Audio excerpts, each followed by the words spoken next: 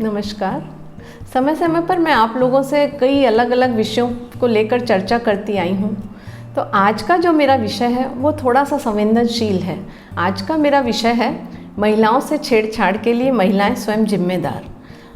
तो मेरा ये कहना, वैसे तो ये वाद विवाद का विषय है, पर चूंकि यहाँ मैं अकेली हूँ, मेरे साथ कोई वाद विवाद करने वाला कोई है नहीं, तो चलिए इसको एक टॉक शो की तरह लेते हैं। तो मेरा ये कहना है कि महिलाओं से छेड़छाड़ के लिए महिलाएं जिम्मेदार हैं या नहीं। तो मैं कहती हूँ हैं। जैसे ही मैं हैं कहती हूँ, कई महिलाएं होंगी जो कि सोच रही होंगी कि मैं खुद एक महिला होके इस पे मतलब टॉपिक पे फेवर में कैसे बोल रही हूँ कि महिलाएं छेड़छाड़ के लिए जिम्मेदार हैं। तो आगे मेरी बातचीत सुनिए, फिर आपको पता चलेगा। तो मेरे जहन में एक उदाहरण आता है। स्पेन के मैड्रिड में एक मनोरंजन का साधन है बुल फाइटिंग। उसमें होता क्या है कि हम सांड को वो लोग लाल कपड़ा दिखाकर अपनी ओर आकर्षित करते हैं। वो मनोरंजन का एक बहुत ही साधन माना जाता है। ठीक इसी तरह हमारे यहाँ की महिलाएं क्या करती हैं, लो कट कपड़े, नाभि दर्शना कपड़े पहनकर पुरुषों को आकर्षित करती हैं, और फिर जब पुरुष उन पे फफ्तियाँ कसते हैं तो दोषारोपण पुरुषों पे हो जाता है। तो मेरा यह कहना है, आप बेशक कपड़े पहनिए, सब कुछ करिए, लेकिन एक परिवेश में कहावत भी है कि जैसा देश वैसा भेष। अब आप किसी छोटी ढाणी में, शहर में, नगर में रहते हैं, वहाँ आप मिनी स्कर्ट पहनेंगे, शॉर्ट्स पहनेंगे तो लोग फफ्तियाँ कसेंगे ही। सिंपल सी बात है। मैं एक उदाहरण देती हूँ कि दो महिलाएं जा रही हैं। एक ने सिंपल सलवार सूट और चुन्नी लगाई है, दूसरी ने स्कर्ट पहनी है या क्रॉप टॉप पहना है। उधर से दो पुरुष आ रहे हैं। जाहिर सी बात है वो मिनी स्कर्ट वाली पे फफ्तियाँ कसेंगे ही। फिर हम दोष देते हैं पुरुषों को। मैं एक सोशियोलॉजी की स्टूडेंट रही हूँ, तो मुझे ऐसा एकदम याद तो नहीं, पर कोई समाजशास्त्री थे, फ्रायड, मैकाइवर, पेज या जो भी, मुझे याद नहीं है, सॉरी। तो उनका यह कहना था कि अपोजिट सेक्स के प्रति आकर्षित होना पुरुषों का नेचर होता है।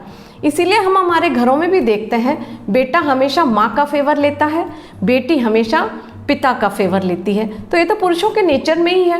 हम किसी शादी में जाते हैं, कहीं जाते हैं जहाँ बहुत सुंदर सी लेडी दिखती है, औरों का तो नहीं पता, पर मैं अपने लिए कहती हूँ, मैं उसे देखती रहती हूँ जब तक वो मेरी आंखों से ओझल नहीं हो जाती। तो फिर पुरुष क्यों नहीं देखेगा?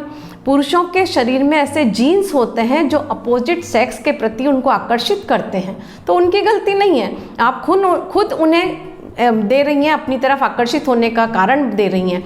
ऐसा ही है। मैं ये बताना चाहती हूँ कि अगर आप किसी छोटे शहर में हैं तो आपको उसी के अकॉर्डिंग परिवेश पहनना चाहिए, अपना परिधान रखना चाहिए, क्योंकि जैसा आपका परिवेश है उसी के अनुरूप आपको रहना चाहिए। मैं ये नहीं कहती कि आप जीन्स मत पहनिए, स्कर्ट मत पहनिए, सब कुछ पहनिए अगर आपकी बॉडी अलाउ करती है तो। एक हमें अंधी दौड़ में नहीं वो भागना है कि फलानी लेडी जीन्स पहनती, मैं क्यों नहीं पहनूं, फलानी क्रॉप टॉप पहनती, मैं क्यों नहीं पहनूं। आप बेशक पहनिए अगर आपका परिवेश, हर चीज़ एक लिमिट में अच्छी लगती है। हाँ, अगर आप किसी फॉरेन कंट्री में रह रहे हैं तो आप बेशक मिनी पहनिए, शॉर्ट स्कर्ट पहनिए, जीन्स पहनिए, टाइट्स पहनिए, कोई आपको देखने वाला नहीं है।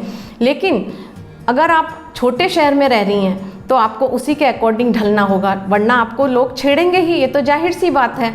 हाँ, मेरा यहाँ ये और कहना है कि हर चीज़ एक लिमिट में होती है तो अच्छी लगती है। अब आज देखिए दुनिया में हम नारियाँ कहाँ से कहाँ पहुँच गई।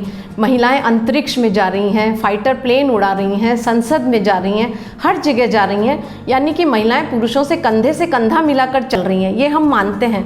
लेकिन फिर क्यों हम ट्रेन में लेडीज़ कंपार्टमेंट और फिर बसों में लेडीज़ सीट क्यों ढूंढते हैं? आप तो कंधे से कंधा मिला रहे हो ना, तो फिर ठीक है, जैसे पुरुष रह रहे हैं वैसे ही करिए। नहीं, हमें हमारी जो शारीरिक रचना है वो पुरुषों से कहीं अलग है, थोड़ी सी अलग है। आज मैं अकेली रात को 1 बजे 2 बजे घर से बाहर जाने में थोड़ी सी हिचक करती हूँ, लेकिन पुरुष नहीं करता। तो इस बात को हमें एक्सेप्ट करना चाहिए कि कुछ तो है जो हमें पुरुषों से अलग करता है। मैं ये नहीं कहती कि आप संकीर्ण विचारधारा रखिए, अपने बच्चे को बाहर मत भेजिए, स्पेशली लड़कियों को भेजिए, लेकिन एक दायरे में। ये नहीं कि लड़की रात को 2 बजे पार्टी करके आ रही है और माँ दरवाज़ा खोल रही है, उससे पूछ रही है और लड़की गलत जवाब दे रही है, ये नहीं होना चाहिए। तो हमें हर वो चीज़ करिए, लेकिन अपने एक सीमित दायरे में। ऐसा ना हो कि हम गलत स्टेप उठा लें और पता चले घर वाले शर्मिंदा हो रहे हैं। इसलिए मेरा ये कहना है, आपने सुना होगा जयशंकर प्रसाद जी की रचना, नारी तुम केवल श्रद्धा हो विश्वास रजत न पत्तल में, पीयूष श्रोत बहात करो जीवन के सुंदर सागर समतल में। तो ये भी है एक नारी के लिए। और ये भी कहा गया है कि यत्र नार्यस्तु पूजन्ते रमन्ते तत्र देवता। तो भाई हम अपनी लिमिट में रहेंगे तभी तो देवता आएंगे, खुश होएंगे। तो ठीक है, ये तो हुई एक तरफा बात। अब आप लोग सोच रहे होंगे कि ये सारा नारी पे ही दोषारोपण, नारी पे ही दोषारोपण करती आ रही है। नहीं, अब आते हैं हम सिक्के के दूसरे पहलू पे, पुरुष वर्ग।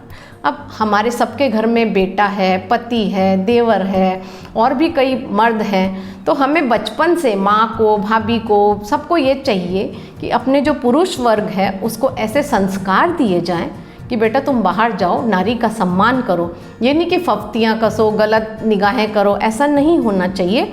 तो हमें पुरुष वर्ग को भी संस्कार देने चाहिए, बचपन से ही उनके अंदर ऐसी भावना डालें कि वो पर नारी पर गलत दृष्टि नहीं रखे। आज हम देखते हैं कई जगह, ये तो बात हुई बड़ी लेडीज़ की, लेकिन कई जगह क्या होता है, छोटी बच्चियों को भी बहला फुसला कर टॉफ़ी के बहाने गलत हरकत की जाती है।